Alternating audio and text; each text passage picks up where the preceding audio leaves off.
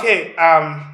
As usual, I have my guest here. I have Elena on my right, and then I have Gianfranco on my left. Let's start by introducing ourselves. Elena, can you introduce yourself? Sure. So my name is my full name, Elena Alexandra Balan. I come from Romania, from the northeast part of Romania.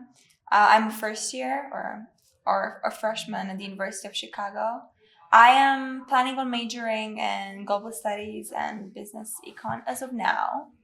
And a fun fact about myself would be that I studied for 2 years in Armenia, a country between Turkey and Georgia. Armenia? Is it also in Europe? It's in the Caucasus. Okay. Is it Bucharest? Do you know Bucharest? Is it? Yeah, Bucharest is the capital of Romania. Oh, that's Yes. actually cool. Amazing. Gianfranco. So, hello everyone. My name is Gianfranco Miranda Romero. I'm a third year student at the University of Chicago, majoring in mathematics and economics. I come from Chile, more specifically Talca, but I also live. I did high school in Santiago, so I consider that city as also my home. Oh, that's cool. That's cool. Do you know? I think what is the capital of Chile? Santiago. Santiago. Oh, that's so nice. Mhm. Yeah. So without wasting my time, we should start the conversation. Education. So actually, I think this is not a big deal. Education that I think we know is a driver like of development in different countries and whatever. But so how do you define education in your own like definition? So Elena, I'm gonna start from you. I would say, from my previous experience and personal experience, I would say it's the access of different opportunities to for young people in different countries. At least that was the case with me. Yeah. For me, well, also like from the perspective of a student, I consider it as a bridge. I see education through the lens of what you can access, and it could be knowledge, and it could be understanding of different topics and across different perspectives. But I'm also very interested in understanding how does education like work for public policy. So more of like a tool, as you mentioned, for development, as part of like what a country might require in order to give better opportunities and like a better like better opportunities for their youth. Yeah, yeah, yeah. So yeah, like let's also talk about I like your definition about education based on your experience and also I think so with talking about like educational disparities, like how is it in your country? Do we have like the private school system and the government school system where there is a lot of disparities where rich people normally enroll themselves in like private schools while the general public also enroll themselves like enroll their kids in the public schools. I don't know how it is that in like how that is in Europe or in Romania as well. I don't know. In Europe, it's very different from Romania. I'd say specifically because I do not have any education background in Western Europe, but as I can speak for Eastern Europe, specifically Romania. We do have the classification between private schools and public schools, but private schools are not as popular. I would say, at least how it was from my environment. I personally went to a public school, to several public schools throughout my life. Um, since we do have at each 4 year timeline, we have a final exam we have to take. So I took a final exam in fourth grade, eighth grade, and I did not take the 12th grade since I took the International Baccalaureate exam in Armenia. And based on the score we get classified on, and we get to enter different schools. For example, in my city, I come from Yash. I went to, as of now, the best public high school in the country. During my time, it used to be the second best public high school in the country, after the first one being another one in Bucharest. This is the capital. More opportunities, more access to educational opportunities. I did have friends in the private educational system, There's several. For example, there is one that followed the Cambridge, the A level system. But again, it's for sure people that have higher income, or income to dispose in order to raise their kids in the more private educational environment. We also had like more private art schools. We also had another school that does not follow any of the more international educational systems. I had a friend, it was called Varlam school, and I'm not exactly sure of the curriculum they followed, but they did have very similar subjects to what we take in the Romanian curriculum, but a fewer. For example, I usually used to take like um, in between 13 to 16 subjects per year, varying from mathematics to all the sciences to multiple social sciences as well. And we only get to choose in high school. We have three tracks usually. We have the mathematics informatics track, the humanities track, and the natural sciences track. I went on the mathematics informatics track again because there's the usual mindset that you actually get more opportunities once you do something STEM related. It wasn't necessarily my best fit, but I did it with this mindset. I got to change a lot since then. Um, yeah, so I'd say most people go in the public system, but also I had the privilege and the opportunity to be raised in an urban city, my city being the second or third biggest city in the country based on European terms. And because of this, I also had the opportunity to go to a very good high school, a public high school. But in more rural areas, it's of course there's no such thing as a private school or private schools in the rural areas. It's usually just public schools, but of course the opportunities there are even fewer. Mhm.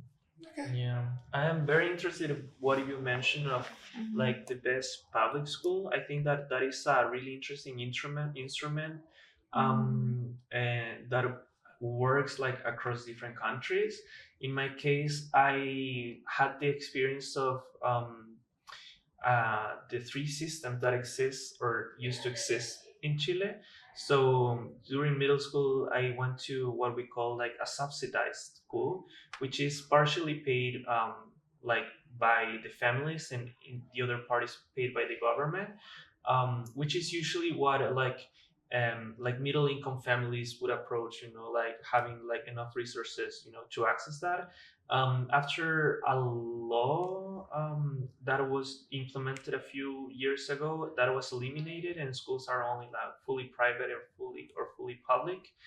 Um, After that, I went to a public school, Instituto Nacional, which is also like known to be the best public school, and that's more of like um, it is very important because it's kind of like the main figure of like public education in Chile. So this school was created like before the independence. Um, it was created for purposes of like maintaining like a national spirit, you know, like during the independence like war. Um, but most importantly, it has been worked like as a tool, you know, like as an instrument of social mobility.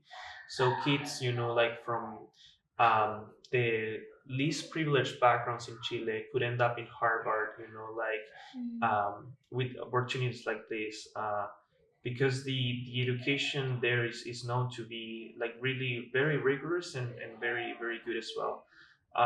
But after a series of political demonstrations, like the well-being, you know, of students and the general infrastructure has been really affected as well. So that's on a different topic, but it's very interesting as well. Um, but yeah, there are a few other like uh, they're called like emblematic schools, you know, like these prestigious schools that has they have their own history, and they're known for being both public education and like very very prestigious. And you see them, you know, in the rankings of like the best scores for the college admission exam, you know, along with the private schools. So yeah, on my senior year, I got a scholarship for Nido de Águilas, a private school in Chile, an international school. I had the I was lucky, you know, to experience how it was, education in English based on the U.S. system. I was really really happy, you know, to have the opportunity to try different fields that I didn't have the chance to, um, experience before. But I can say that it was very different, in the approach, in what do you expect from students, what do you want students, how do you want them to be in the classroom, or like, yeah, that's really interesting. Yeah, which also like with my perspective of how education is like in sub-Saharan Africa, precisely West Africa. We I think with the English-speaking West African countries, we have a system called WAEC, West African Education like Examination Council.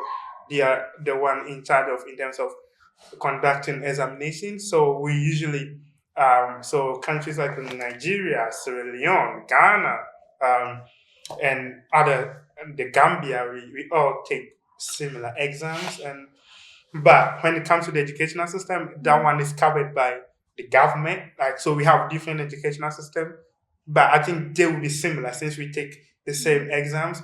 But we also have like high school systems, like where like when I think with the middle schools and primary schools that you call grade level schools here in America, I think with that one there is a very big disparity like between like a private school and like in a public school. With the public schools, a lot of people, and then all the rich guys just enroll their kids in like middle schools, like the private middle schools in the country.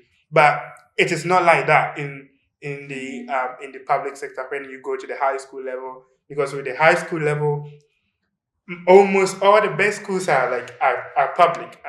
Even though some are missionary, but all the missionary schools that I know, the best schools, like the best like high schools in the country.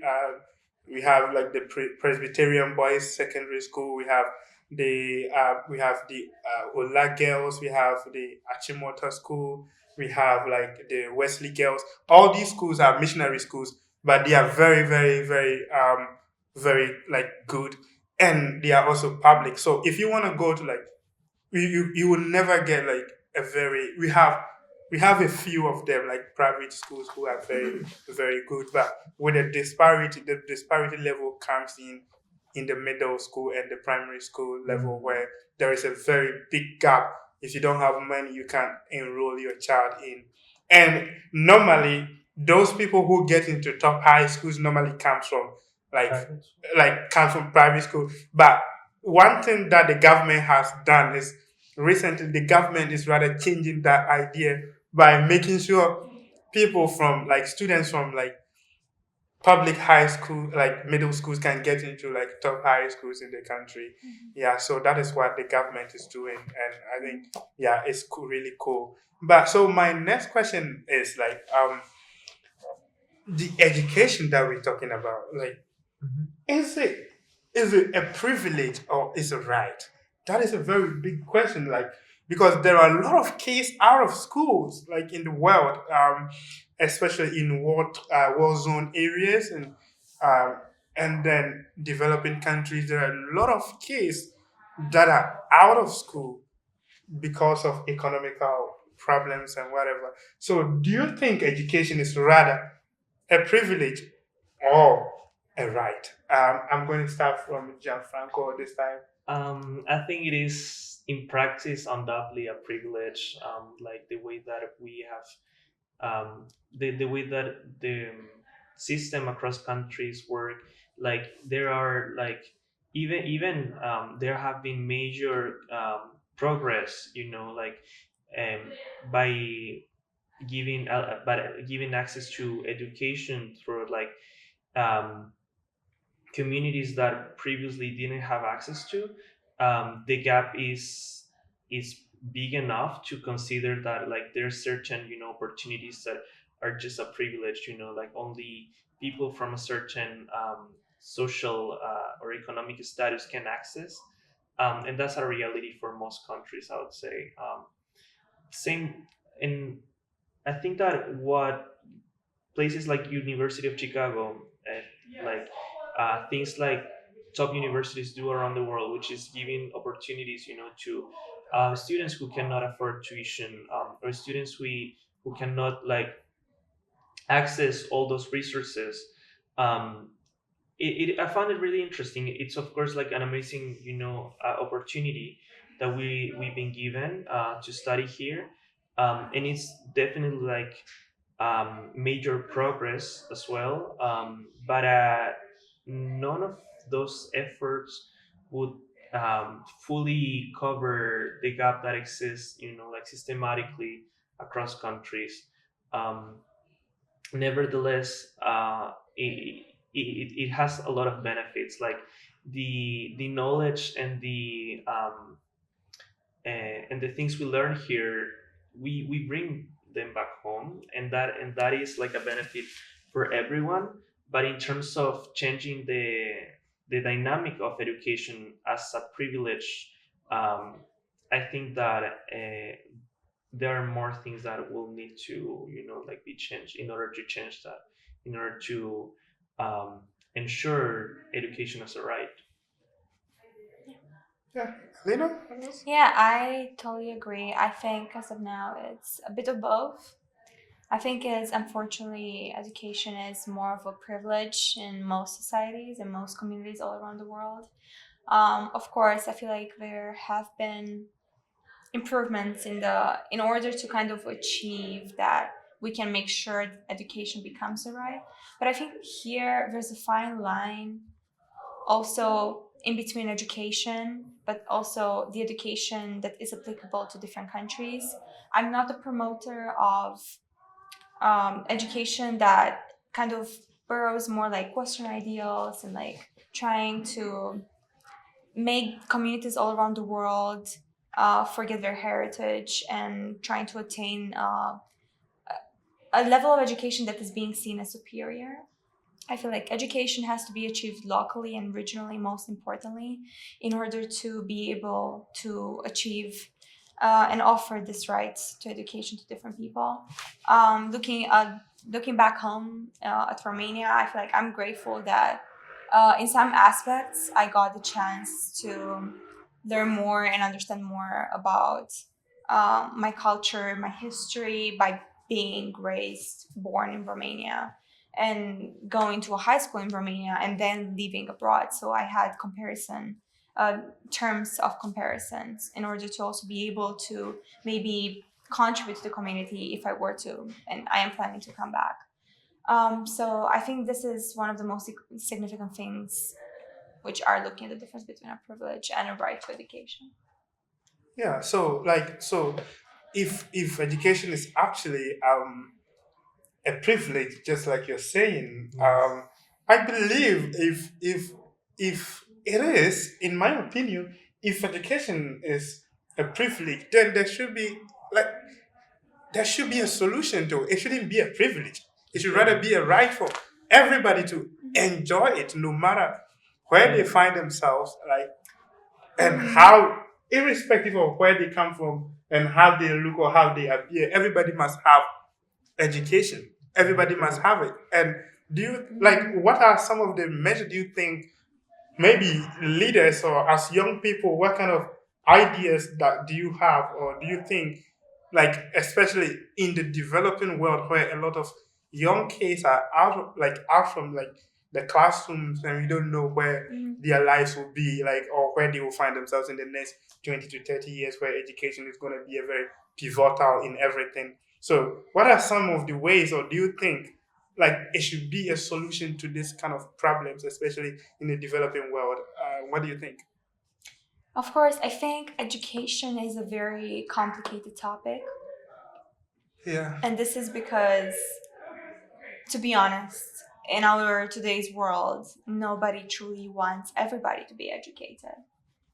And And how is that? How? I stand by that just because I think if we were to just take a second and just imagine that everybody would have the exact access to education, all the opportunities, all the knowledge at our fingertips, be able to write and read in multiple languages, and just be aware about the world. I mean, And I think that would make our world a better You think place. so? What about I personally believe, what about the hierarchy that people want to maintain in our today's society? What about presidents? What about council? What about a council in the city? What about people that have to do the more physical jobs? There would be a fight in between people that want to be up there and people that don't want to be down there anymore, just because they're aware of all the social inequality they've been going through. So unfortunately, I do believe that there is a public discourse that most people maintain that we are trying to improve the access to education. But I think what's something that maybe many people overlook is that not everybody, and I do believe that most people don't want that. And it's also very strategic about it. How I think of it is, we all want to attain education and similar educational opportunities because we want to get to a certain level of development. But we know very well that not specific countries, specific governments don't want other countries to reach the same level of development as they do. And they're the exact same countries that impose the criteria for what means to be educated and how education has to be attained. So I believe that, I feel like, most importantly, countries or cultures or local communities should probably find their own definition of education and the way they want to implement it in their local communities.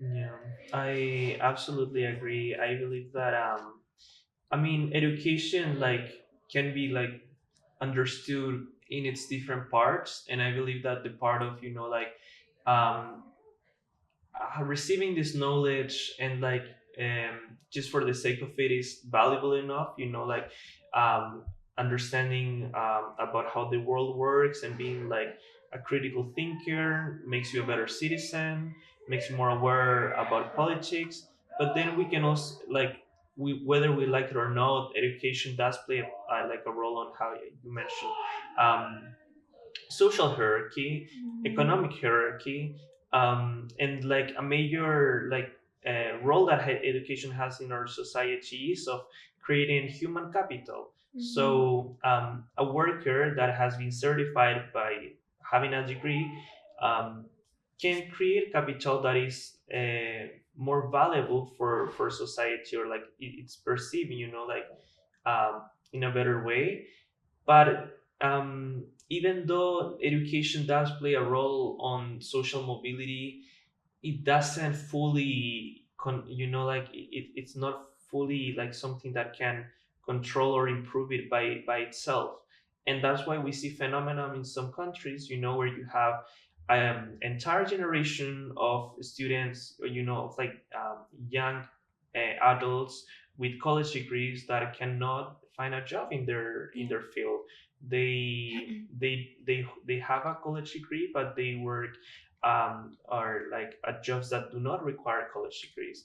So um, so there's like a misperception, in the system. These people invested a lot of time and money and something that didn't end up, like allowing them the opportunities um, they were promised. And that's when like the social mobility aspect, like come in. That's when we need to understand both of these tools, like working together, in order to create better opportunities for all citizens.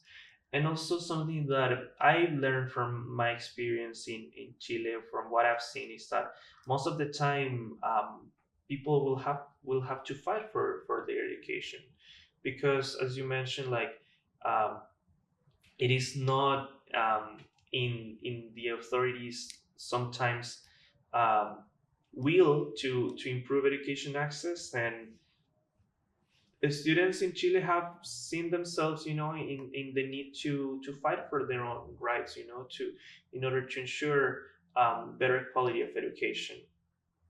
So that's also important to know. And it's meaningful because those students know what they have, and they know like what what was the cost of it.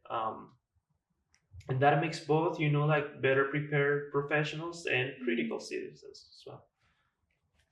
Yeah, I think yeah. With that, like you said something about like so. I just want us to maybe dive into like now. Let's assume that like you said, some people do works that do not require college education and whatever. And now there are a lot of youth, especially in sub-Saharan Africa. I have experience, so I know that a lot of people have college degrees, yet they are still unemployed. Mhm. So like, how do they make like the education useful in their communities? So because most people think you go to college, you get a job, and that's all. They don't actually know that sometimes you take a lot of risk and then you become like you can just like just correlate that one to like Bill Gates. You can Bill Gates was a college dropout, so Mhm. you have to take some risk. You Facebook, what's the name?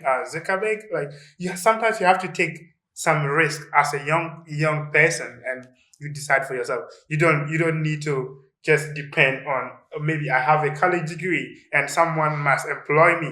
So how do you make your education useful if you don't have if you are unemployed, like especially in the developing world like sub-Saharan Africa, in my country Ghana, where a lot of Mm-hmm. youth are out of like sitting in the house, don't know what to do with their college degrees and whatever. So how do you make your education useful to your society?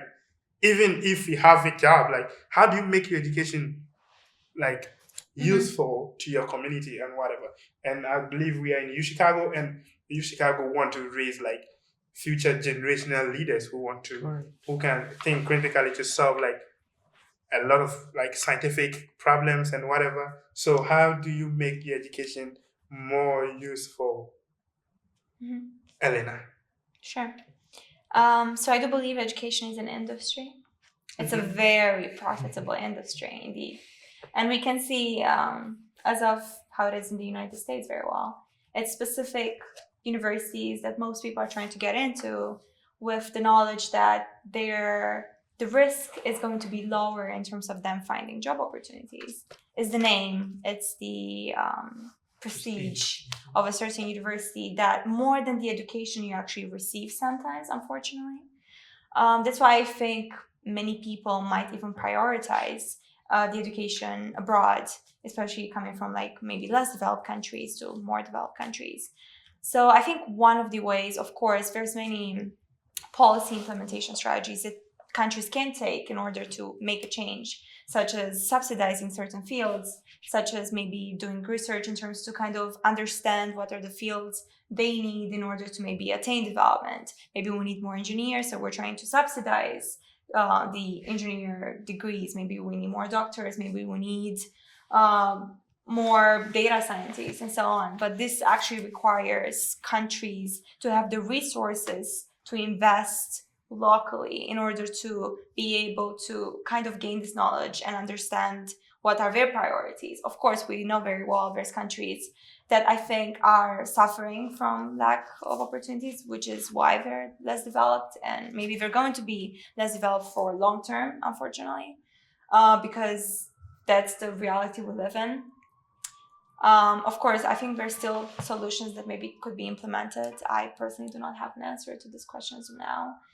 I do tend just to be more critical of the fact that um, I do feel education is very important, but I feel like there are ways in which we could make education more local and more regional in order to maybe attain regional development, such as in Eastern Europe compared to Western Europe, trying to maybe improve those universities, trying to encourage certain areas of development in our countries, trying to maybe, yes, learn from other countries, but also understand that development is so subjective to each country in specific.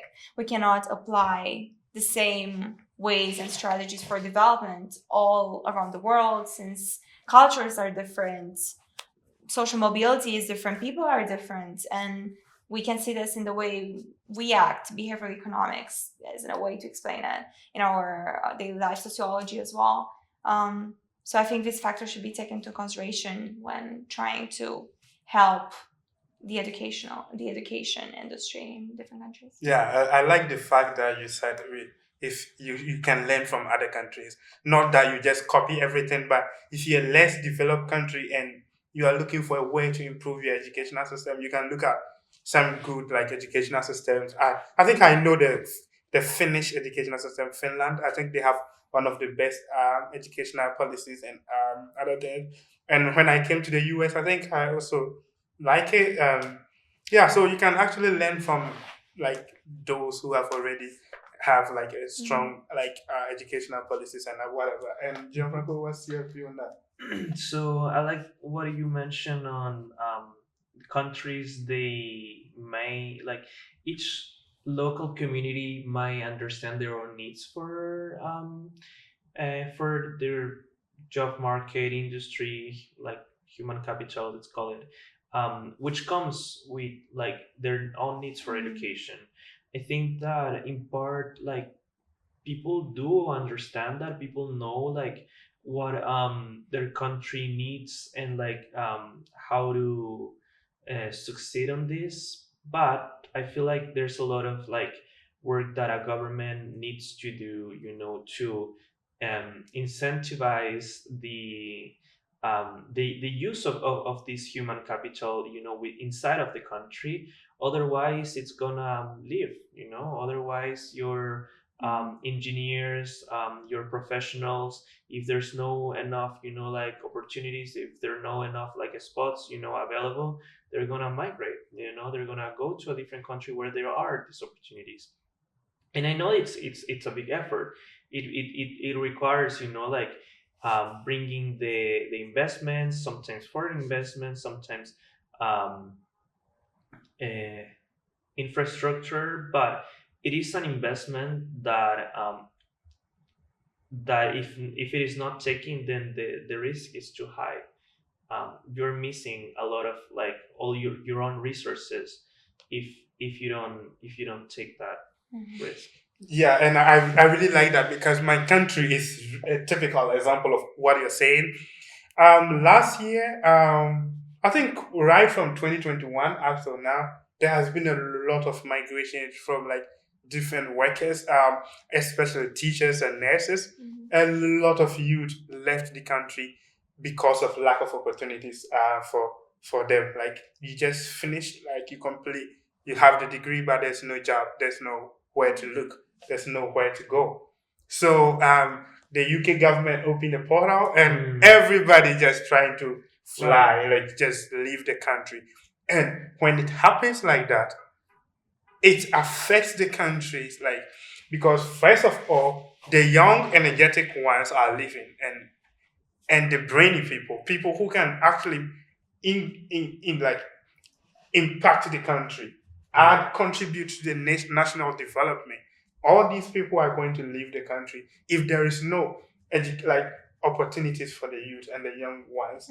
If they finish the college, like and whatever, they come and stay home for. So it happens in my country, and unfortunately, a lot of people left, and it's still continuing.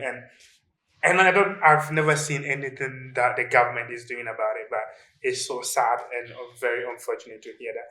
Now, I like the conversation and I like where, like, I really enjoy the contribution. You are so good. And I want us to look at this educational systems, like the educational system that you grew up in. How did that impact you, and how is the system, and how does it look like? For me, I come from a system where you just have to go. You have to go to 6 years of primary school. You have to go to about 3 years or 4 years of like kindergarten and nursery, and you just go to 3 years in middle school. You go 3 years in high school. Then you go 4 years in college if you want to go to medicine. If you want to do medicine, that is 7 years. If you want to go to law, 7 or 8, I don't know. That is the system that we are in, and we have um, recently in 2019, the government restructured the educational system. We now focus. I think our educational system now kind of look like the blend of the UK educational system and the Singapore educational system, because I've read like the two educational system, and it looked similar to my educational system. But the problem with my educational system, the government really did well for changing the educational system that we were having, the curriculum.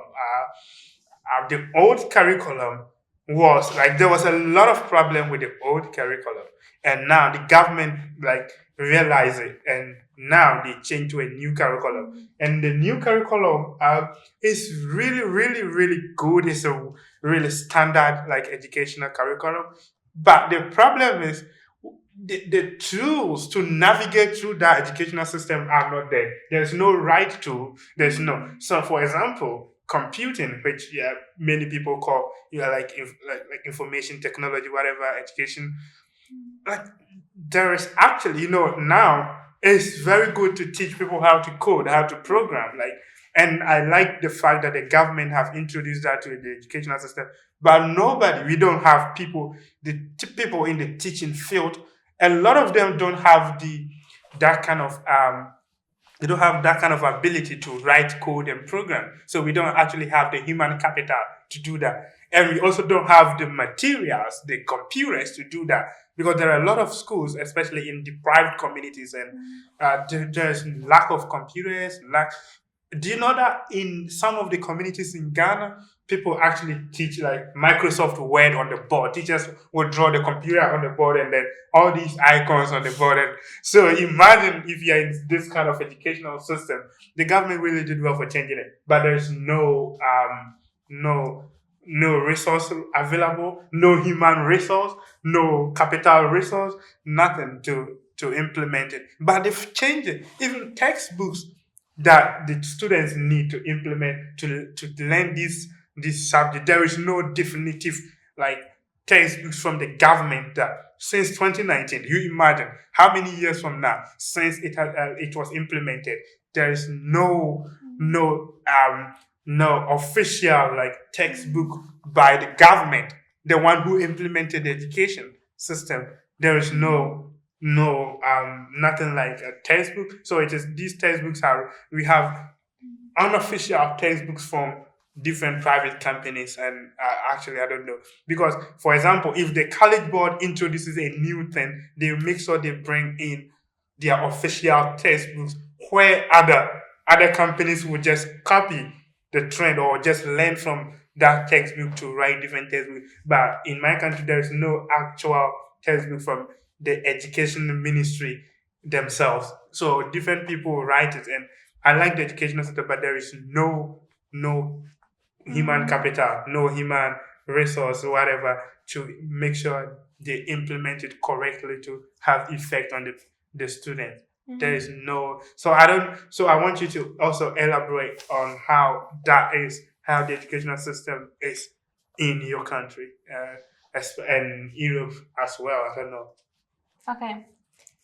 I mean, there would be a lot to say, but if I were to touch the priorities, I think when I was studying in the Romanian education system, I think one of my greatest disappointments was the not updated curriculum. So, for example, we do have the textbooks many times that are from the 2000s or after the fall of communism.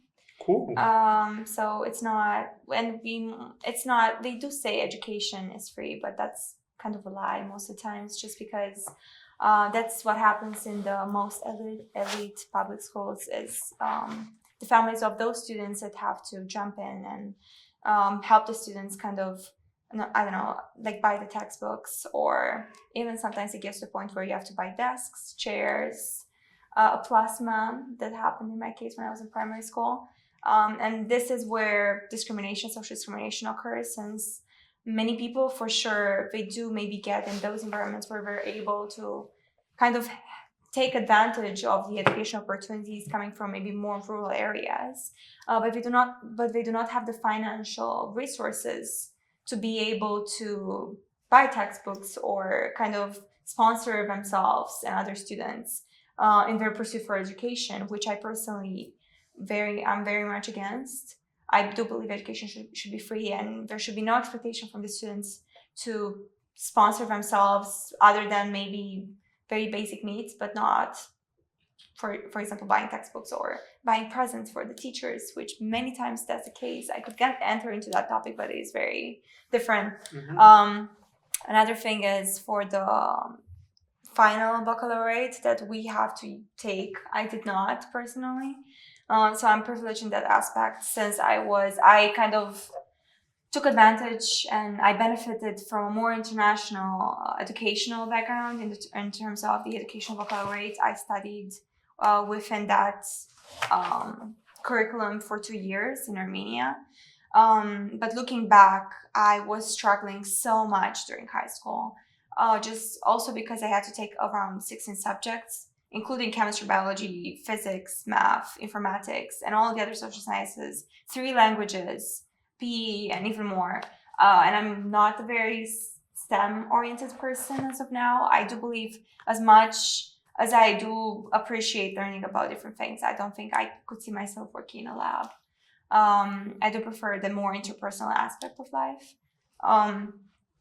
So unfortunately, we did not have the right resources in many aspects. I think, for example, I was very surprised last quarter when I took inquiry biology, which is part of the core curriculum. We did have microscopes, which we do have in some percentages back home. I cannot talk about all different schools. I know in rural areas they might not even have computers or this kind of resources for different STEM classes.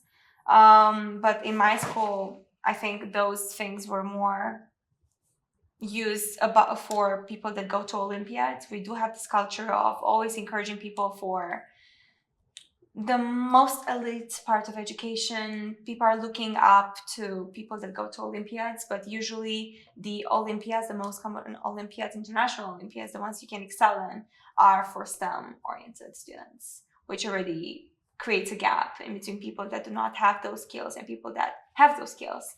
And those are also the people that go abroad. I would say I would call myself an exception just because now there's a trend, or maybe there's more equal opportunities, but again, you do need that certain level of income to kind of support your child, to go abroad, to go to the United States, to go to Western Europe, to a different university in a more maybe humanity-oriented field. And for the international baccalaureate, for the Romanian baccalaureate, one of the issues was that we do lack female writers. We do not study almost any female writers. And we do have female writers because I am a very enthusiastic reader. So that's another sad aspect of it. We do have novels that promote domestic violence, that promote misogynism, that promotes any kind of values that we do not actually discuss about those social aspects in classes. We just take it as a given and as the daily basis of the Romanian society, which is saddening, since I think there should be progress made in that aspect. I think the curriculum should be improved. There should be updates. There should be a more well-rounded perspective taken in order to be able to include different aspects. We do lack Roma writers. The Roma community is a very marginalized community back home, historically, since the period of slavery.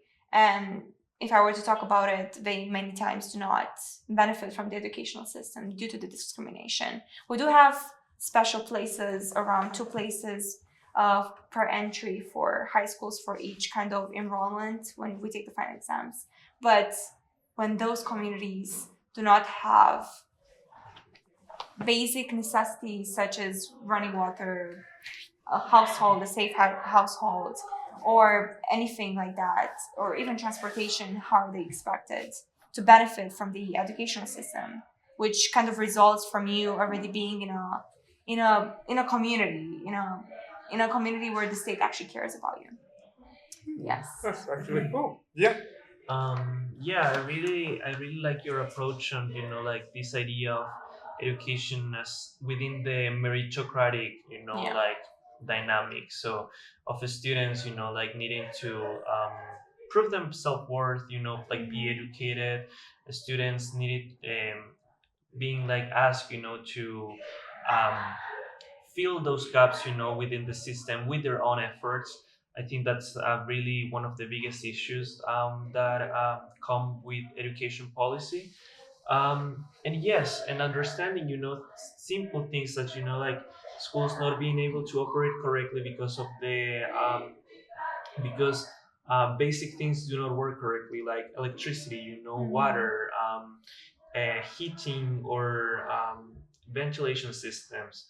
I would also like to add, it is important to acknowledge, like the student community as a very vulnerable community, like for when it comes to the protection and defense of their rights, especially high school and younger, like students. Why? Well, basically because there's no much, like immediate loss for those who are in charge of it that they can lose. Like workers, they can like strike, and that comes with massive risk for, for government and for companies. But there's really nothing that ensures, like students, that their rights are gonna be respected, or that they're gonna have the appropriate conditions to study, for schools to work. So that that's something that I think should be worked through policy. Um, but it is important, for us, like for citizens in general, to acknowledge that gap, and to acknowledge, students as a very, very vulnerable um, part of society, whose like rights need to, like especially be taken care of. Yeah, yeah, yeah. I really appreciate that. But with this question that relates to that kind of like, so who is actually responsible for reforming educational policies in the country, and yeah, who is actually the like who are the forefront, like in terms of making the right educational policies? So who should we blame if there is any mistake or whatever? Who should we first approach, especially in your countries? Like, where do we, or which people actually make these kind of decisions? I do believe, I feel like there shouldn't be the perception of blaming people. I think it's more about the ones, yes, you can, I guess, hold somebody accountable to some extent. I do feel like there's a bridge that people have to cross many times in between governments, ministries, and the educational system, unfortunately. In Eastern Europe, I'd say, or in Europe as a whole, in the EU, we do have, like, for example, like student councils.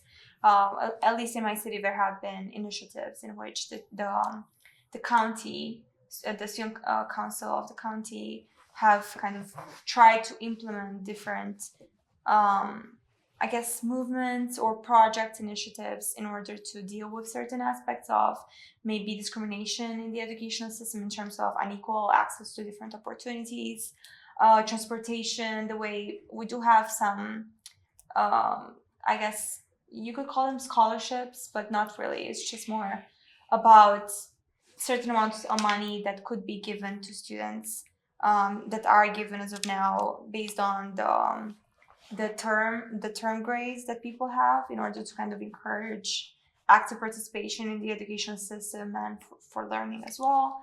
Um, but I would say I think it's a very collective work. It's we do need to have a collective kind of perspective taken on this, since it's both students that can do something. I know it's very hard because you do need kind of an outside perspective. I think it's teachers as well, because teachers many times are part of the system. They do understand the issues, but they don't do anything about it. Of course, there's an issue of wages. There's an issue of like how do you benefit from the system? If I do not have a high enough wage, why would I be interested in doing something different? Since I'm probably mostly preoccupied with my own self-interest. We do have the post-communist sentiments back home very much, such as standing up when the teacher comes in, saying in a choir kind of way, "Good morning, teacher," which kind of reminds everybody, I'd say, about communism or the communist period in Romania.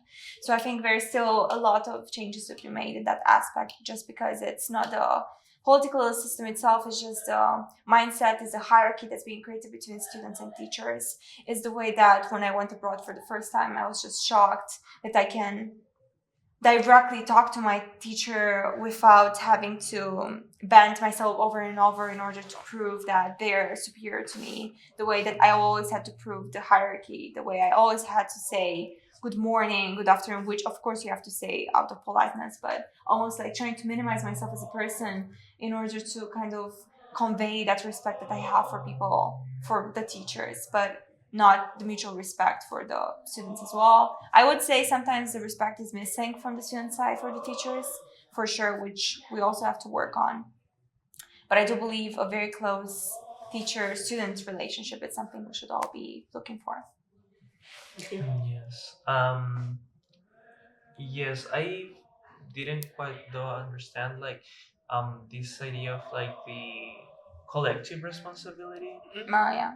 I think that's that could be um that I don't know like other word to use, but problematic, but more of the sense because I feel like usually within politics when it's everyone's fault is basically no one's fault, and um, I believe in the need to have someone like specific people accountable for the management of education, and they do exist, like they're secretary of education. These are usually these institutions with power, but they work differently than others. They why? Because of the risk that they suppose is not immediate. It's not.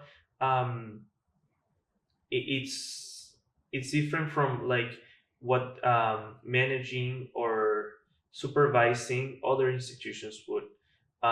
Problems in education have their impact in for generations. They're usually long-term consequences, and I believe that there should be another way to correct the system. To keep people accountable for their mistakes. People who are in charge, of the system and how it works. Um, and part of that comes from um, demonstration. Like the demonstration of people's sentiments towards it. I think that we as citizens are responsible as well for making sure that the the system, especially education, works correctly, because we are gonna be the first ones to face the consequences if it doesn't. Um, I think my perception of collective responsibility would hold on the fact that it has to be the people that are within the system Right, that I have to see. like kind of hold those people accountable, which happens. What happens many times is that the people that are the ones suffering are the ones that are not standing against the system. If it's just going to be a more theoretical outlook on the system and on the ministries and the government itself, they are the ones that have to be held accountable. Everybody knows it, but nobody says it, and that poses an issue. I think it's just kind of the education system should also be kind of empowering people within the system to be aware of the fact that when they're lacking something, they should be able to stand up against the ones that are doing those things, such as the Ministry of Education or the government or the parliament, the ones implementing those initiatives, such as in Romania there was a case of trying to implement sex education, but the government itself was kind of against it. There was a lobbying of the church that was involved, which is very funny in a secular state, in a democracy many times. So I would say there has to be also those students that are able, those teachers that are able to kind of identify the fact that we do not align with these values. Yeah, so voicing out is the key. So Yes. if there is no, like, if you think there's something wrong Yes. somewhere, the best thing is to voice out. And that goes to the young people, because they are the most energetic. So you can rather speak out, like voice out whatever you feel, however you True. feel, and whatever you want things to be. You can voice it out. Like in my community, and yeah, in Ghana, for example, like people actually give power to leaders and they can't question them again because Yes. they give power and then tend to worship these kind of leaders. I think Right. so, but that is not actually the Yeah. right thing. If you give power to someone, especially in democratic institutions like countries, the moment you give the power, you have the right to question. There is an issue in terms of the remnants of more authoritarian regimes and the way people kind of take over their own ability to stand up against the government, which I do not know I don't not have extensive knowledge or research in that area, but I'm able to kind of identify the fact that the communist period in Romania has inflicted upon the ability of people to kind of be able to identify their needs and voice their needs to government in order to be able to attain what they want. Yeah.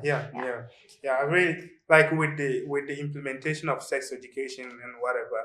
I think it also happened in my country, and you know, my country is about almost 80% religious. So, yeah. So What's the predominant religion? we have Christianity and Islam. So Christianity is the largest, almost 60%.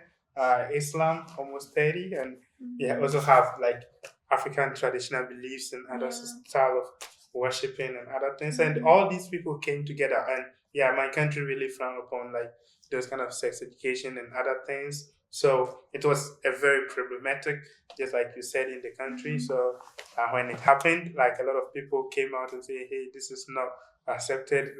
That is not good, and whatever." And now it is just a hanging issue in the Ghanaian parliament. Yeah. So with these kind of questions, like, do you think there is like there is correlation between like education and good health, education and poverty, education and peace, education and whatever? Do you think there is a lot of like correlation between? For sure. Yeah. It could also be the peace or the lack of thereof. I think education can go both ways many times easily. People use knowledge in different ways. I think it's a matter of morals. It's a matter of, I don't know, past experiences, background, cultural background. It's a matter of historical background. We see this nowadays. Conflicting histories result in continuous conflict nowadays. Many times it is also education itself, the lack of, but for education we get armament, for education we get weapons, for education we're able to invade different countries. So yeah.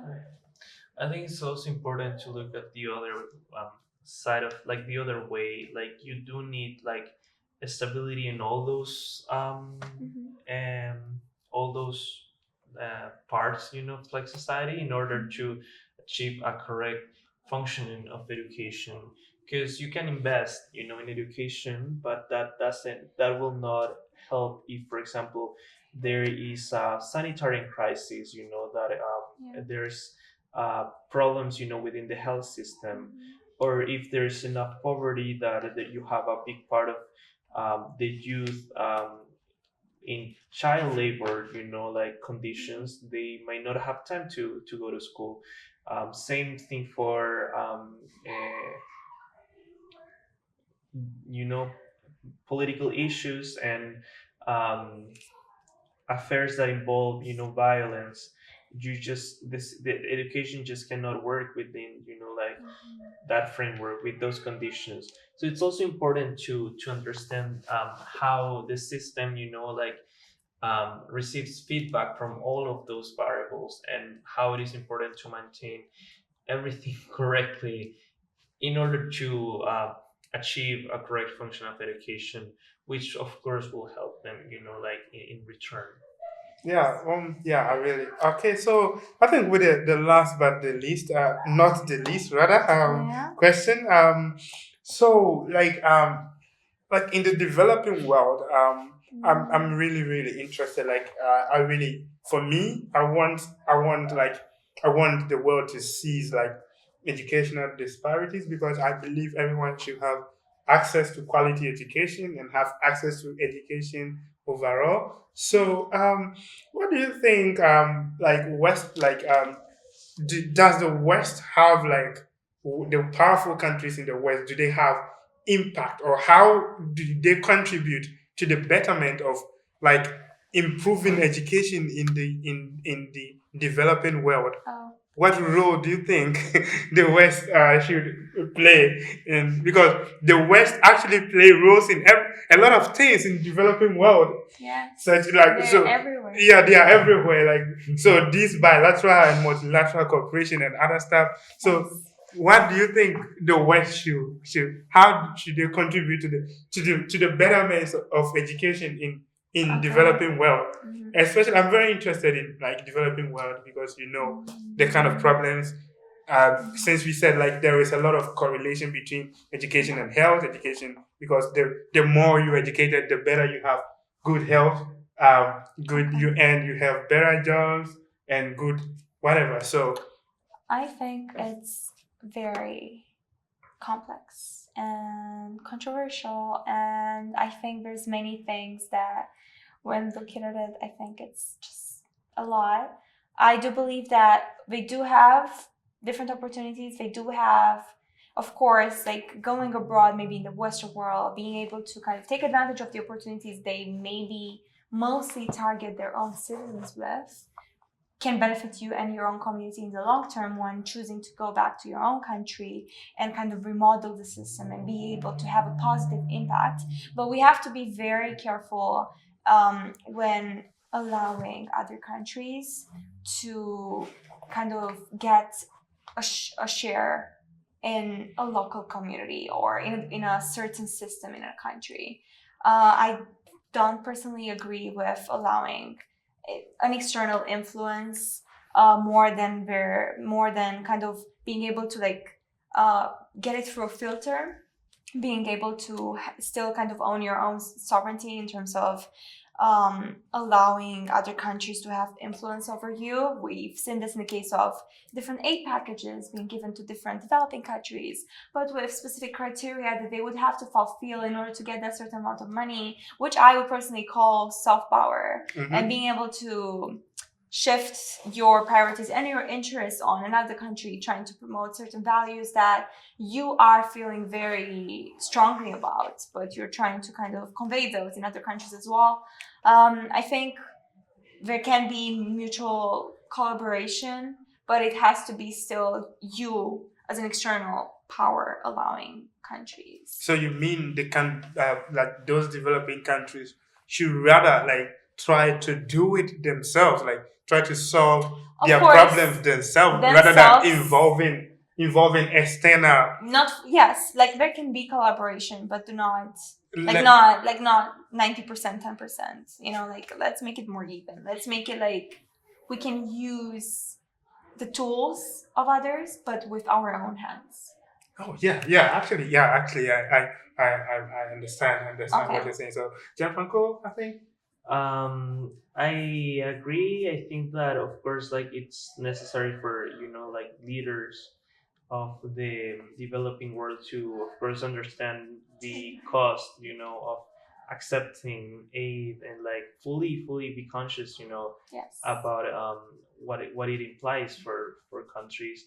Also, yeah, I to add a little bit into that, the responsibility of the West, in particular, to listen, to open, like their understanding to the specific needs of countries, of developing countries, to understand, in order to respect their sovereignty, as you said, um, and most importantly, to to respect the boundaries that allow peace, Sure. that allows self-determination and autonomy, and that would only allow, like countries to thrive by themselves, I agree. Yes. within Okay. their own ideals and with their own, like efforts. Okay, thank you, Thank you, thank you Tosh. very So much. much It was Thank you, amazing. thank you for very this much. conversation. Thank you. I really appreciate your time and Yes. effort. I would like to invite you again for another Of topic. course. Yeah. So I really With some appreciate. chai. Yeah. Okay. Yeah, I agree. Actually, I like whatever you brought to the table, Gianfranco and Elena as well. I really like your contributions Yes. towards this topic. Thank And you. yeah, also the viewers, thank you for having time to watch this. This is very impactful. This channel is there for discussing these kind of complex issues. So we invite young people like Elena and Gianfranco to share their perspective of these complex topics that is everyday problem that people normally find it hard to delve into it, and these kind of ideas from young people delving into very hot issues like this too. So thank you for your time to watch this, and Thank you. see you. Bye bye. Thank you.